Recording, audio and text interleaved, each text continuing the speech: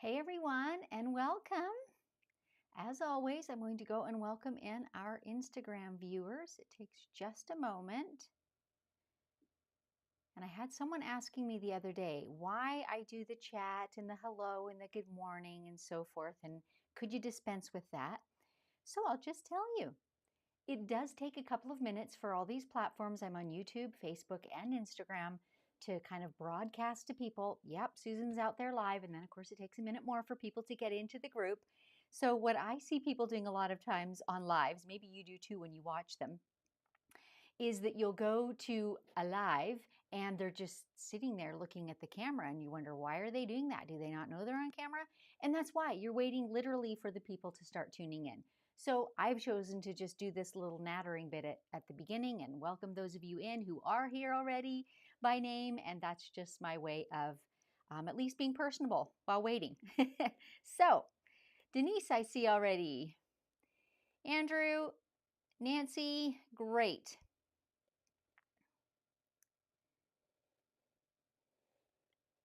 Good, good, good. Okay, today's topic, I'm not positive that Instagram is showing yet. Bear with me a second while I see if that's just, yep, it seems to be working. Okay, back to our comments so we can see.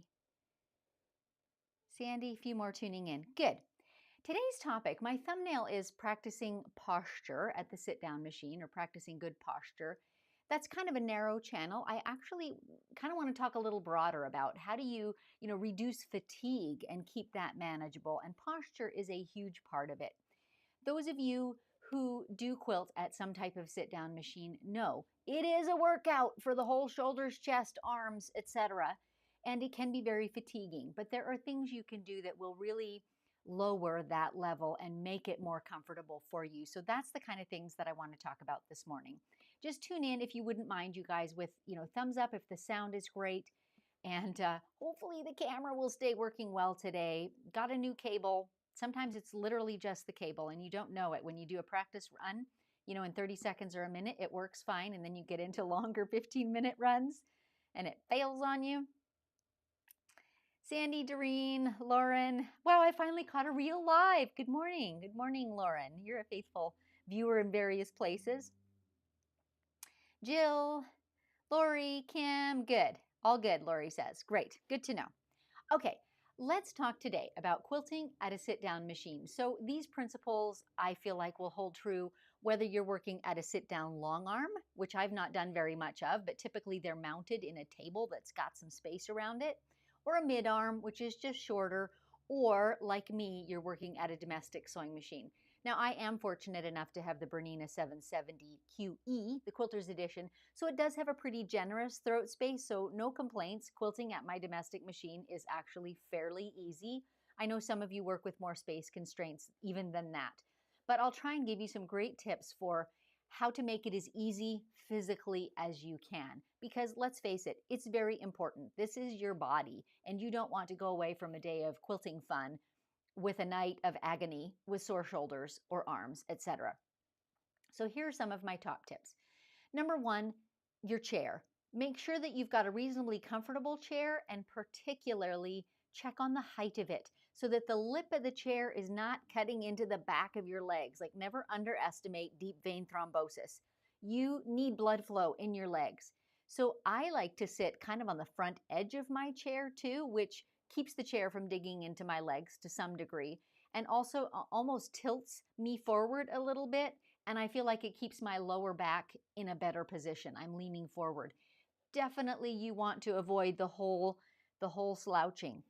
It's kind of funny coming from me, because those of you who watch my live and unscripted know that I do not have great posture. I'm a natural huncher. I want to see what I'm doing and I get in there close. So it's constantly a reminder for me, get up straight, put the shoulders back, take a deep breath. But it's worth focusing on that and working on that habit. But your chair is kind of the starting point, how you position yourself in it, and especially having that chair at an appropriate height for your leg length and your table height. And you may need to make adjustments to table height, chair height.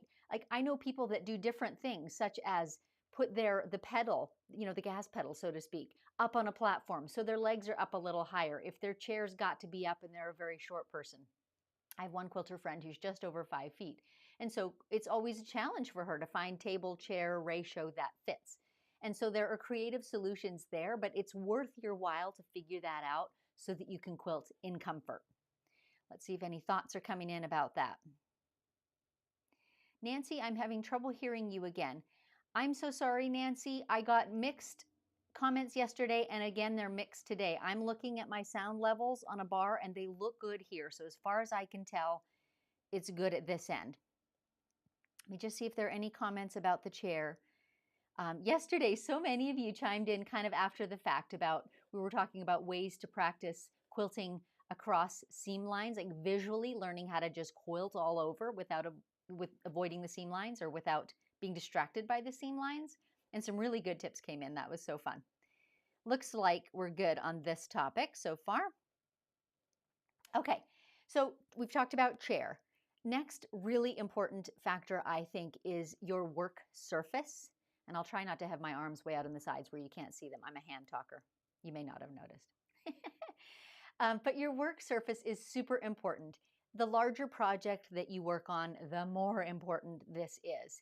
You cannot drag the weight of a quilt and move it smoothly under the needle to get pretty quilting all at the same time. Can't do it. So you've got to manage that. And the first big step, in my opinion, is get a biggish work surface around you so that all the weight of the quilt is up on that table and all you're doing is moving it back and forth. You're not literally pulling it up over the lip. Make sense? So for a long, long time, I quilted with my domestic machine just sitting on a small desk. And I didn't have a lot of space around it. And so what I would do is get my ironing board out. And if I had 2 ironing boards, I'd do one on each side of me and set my ironing board at the same height as my table to extend that work surface. Side tip for you, I do that when I'm binding a large quilt too, because the same principle applies. It's really hard to sew a nice, neat top stitched seam on your binding when the quilt is pulling off to one side. So get it up. And so my faux table helps. Ironing board, for binding, I even pull out the drawer of my desk and let some of the weight sit on that. That still provides a lip. Like you want to get the smoothest surface that you possibly can for free motion quilting, just reducing any of that friction. And can you just follow this through? Every little bit that you can make that easier helps. It's less work for your shoulders. So that's why this is so important to figure out and get yourself kind of set up for success before you launch into it. After that, I think that your tools are super important. So it can be very fatiguing to just be grasping the fabric with your fingertips, pushing down and doing all that movement. That can get super, super tiring on your hand and forearms, and I'm sure is not good for, carpal tunnel and all the things in there, which I don't know about. But it doesn't feel good. I know that much. So you need tools that will help you to grasp the fabric. There are lots and lots of different things available. I think most commonly we see people using some type of gloves that have a little bit sticky rubberized fingertips. I've used all kinds of them. I'm super budget conscious, so I've actually used simple lightweight gardening gloves, which have the same principle, that slightly grippy fingertip. And now you can just rest the weight of your hand and move it instead of having to grasp and push on it. And again, don't underestimate, that might only be 10 degrees of difference, but over time, over minutes and hours, that adds up. So every bit of that you can make better will really add up. So gloves is a good solution. I've seen people do it with various rubberized kind of thimbles or finger protectors. Same thing, the type that people use in the post office, right? That deal with paper all the time. Just have that slight stickiness. That can be helpful, and you can put it on multiple fingers and thumbs, whichever ones you prefer. My current method of choice is the little Martelli palm paddles, they're called. So the bottom side is kind of a corky, a little bit like cork, a little bit like foam, but again, that little bit of resistance, and it grips fabric quite nicely. And they're a bit weighted. They're made with, I don't know, some kind of resin. They're not wooden. And so I just rest them on the fabric and rest my hand on there in some way and move. I like these because they're so easily repositionable. They're really as easy as gloves. Certainly other things exist like hoops and frames. I don't love those because they're harder to move around, and I tend to be quilting a bit bigger things. I think those are better suited to tiny things or maybe art quilting. So think about what kind of quilting you do and what kind of tool might help you there, and think about what you have on hand. Snowcap is asking, what about earplugs for the loud long arm? That's an awesome question. And I don't have a great answer for you. I've never had a super loud long arm, so that's never been an issue for me. I know that for my pleasure, because I sometimes like listening to audiobooks, for example, I'll use noise canceling headphones. So that reduces the sound of the long arm, but it's a bit of a double-edged sword because it's good at least sometimes to be listening to the sound of your machine. It can be an indicator of all kinds of things. Thread issues, even tension problems, sometimes you can hear that, or my bobbin rattles a little bit when it needs a bit of oil or it's almost empty. So I like to be finely tuned to the sound of my machine, so weigh that. That's a good question. Jan says, I can hear you and I'm sort of hearing challenged. Thank you for that vote of confidence, Jan, because I don't know what more I can do. My sound levels here look good. Debbie says low on YouTube, but I can just turn it up and hear just fine. So I'm sorry about that because I am broadcasting to all three at once. I can't regulate those levels. So, Sandy, I've used pieces of rug grip.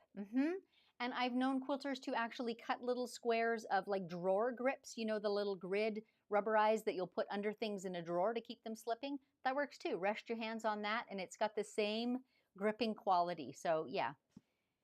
Creative minds find things that use. Jan, I just got the Martelli Grippy Hoop. I honestly have not used their hoop. I've used Bernina brand hoop, so I imagine similar. It's a very similar material on the bottom of them for sure. Side table and quilting gloves are a must. I also use an easy glider mat that helps the quilt sandwich glide easier across the surface. Great point, Debbie. I've not used that, but I have seen them advertised. And it's a silicone mat that fits right under your presser foot and over your sewing surface and makes that more slick, more slippery. Absolutely worth a try. I can't speak to experience with that. Okay, there's not a ton of comments coming in, so that seems to be covering it. Oh, Lauren, love my bungee chair from the Container Store. Awesome. I've never sat in a bungee chair. I would love to know what that feels like. I'm just scrolling back through the comments just a little bit to make sure I have not missed things. And while I do that, I'll just keep chattering and tell you I'm live on all these platforms, YouTube, Facebook, and Instagram for the entire month of April, possibly even into the first few days of May, because I've got lots of topics in my head that I could keep talking about. So, as you can imagine, it does take a little time and commitment each day, but as long as I can, I will, and so probably into the first few days of May. Anyway, topics each day are about machine quilting at large. Today we were talking about posture and fatigue and tools at the sit-down machine. Often I'm talking about the long arm machine, but could be the machine, could be thread, could be batting, things that relate to machine quilting. Feel free to email me your questions, and lots of you have been doing that, and I'm trying to incorporate them. Susan@StitchedBySusan.com with any of your questions. So all of this content is leading up to the re-release of my freehand quilting masterclass later this month. And that is it's a comprehensive class on not the mechanics of quilting, so don't expect that, but very much about freehand quilting designs.